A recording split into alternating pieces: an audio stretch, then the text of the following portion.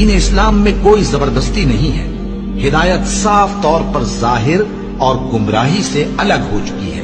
تو جو شخص بتوں سے اعتقاد نہ رکھے اور اللہ پر ایمان لائے، اس نے ایسی مضبوط رسی ہاتھ میں پکڑ لی ہے جو کبھی ٹوٹنے والی نہیں، اور اللہ سب کچھ سنتا ہے، سب کچھ جانتا ہے۔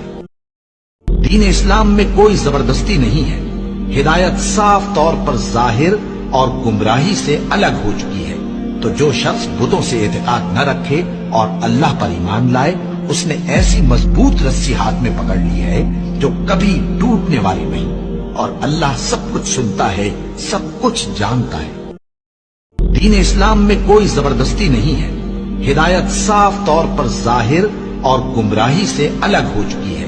تو جو شخص بتوں سے اعتقاد نہ رکھے اور اللہ پر ایمان لائے، اس نے ایسی مضبوط رسی ہاتھ میں پکڑ لی ہے جو کبھی ٹوٹنے والی